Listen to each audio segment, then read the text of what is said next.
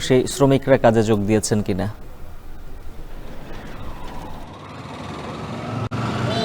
উজ্জ্বল, আপনি যেমনটি বলছিলেন, গতকাল কিন্তু শ্রম মন্ত্রণালয়ে মালিকপক্ষ, শ্রমিক এবং সরকার ত্রিপাক্ষিক একটি বৈঠক অনুষ্ঠিত হয়। সেখানে কিন্তু শ্রমিকদের যে 18 দফা দাবি, সেটির বিশদ পর্যালোচনা করা হয়। পর্যালোচনা শেষে কিন্তু মনে হয়েছে শ্রমিকদের দাবিগুলোর বাস্তবায়ন গুরুত্বপূর্ণ।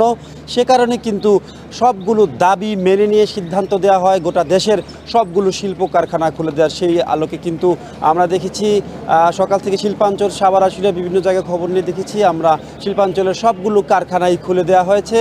এ পর্যন্ত কোথাও কিন্তু কোনো রকম অপ্রীতিকর ঘটনার খবর পাওয়া যায়নি। আমরা সকালে শ্রমিকদের দেখেছি বন্ধ যেসব কারখানাগুলো খুলে দেওয়া হয়েছে, বিশেষ করে সেই সব কারখানার শ্রমিকদের দেখেছি তারা খুব উচ্ছ্বসিত এবং আনন্দিত, এবং তারা কিন্তু খুব ভালো উচ্ছ্বাস নিয়ে এবং আনন্দ নিয়ে এক ধরনের একটা অন্যরকম একটা অনুভূতি নিয়ে কিন্তু তারা নতুন রূপে কিন্তু তারা কারখানায় প্রবেশ করেছে। আমরা অনেক শ্রমিকের সাথে কথা বলেছি, তারা বলেছে আমরা কোনো আন্দোলন সংগ্রাম করতে চাই না, আমাদের যে ন্যায্যতার ভিত্তিতে যেসব দাবিগুলো ছিল সেগুলোর লক্ষ্যেই কিন্তু আমরা আন্দোলন সংগ্রাম করেছিলাম। এখন আমাদের দাবিগুলো মেনে নেওয়া হয়েছে, আমরা সুস্থ এবং সুন্দরভাবে কাজ করতে চাই, এবং তারা প্রয়োজনে ওভারটাইম করে হলেও যে ক্ষতি হয়েছে সেসব ক্ষতি পুষিয়ে দিবেন, এমন কথা কিন্তু অনেক শ্রমিকরাই বলেছেন।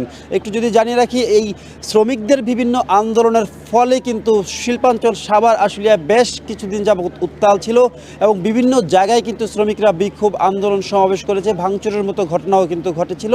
কিন্তু আজকে গতকালের এই সিদ্ধান্তর পর থেকে কিন্তু মোটামুটি পুরো পট পরিবর্তন হয়েছে, শান্তি শৃঙ্খলা ফিরে এসেছে শিল্পাঞ্চল, সাভার, আশুলিয়ায়। শ্রমিকরা কিন্তু স্বতঃস্ফূর্তভাবে কাজে যোগ দিয়েছেন, কোথাও কোনো বিশৃঙ্খলার খবর পাওয়া যায়নি। এই ছিল শিল্পাঞ্চল, সাভার, আশুলিয়ার সর্বশেষ পরিস্থিতি নিয়ে আমার কাছে বিস্তারিত। পোশাক কারখানার পরিস্থিতির বিষয়ে সবশেষ জানাচ্ছিলেন হুমায়ুন কবির। এখন বাজারে নিচ্ছে একটা বিরতি।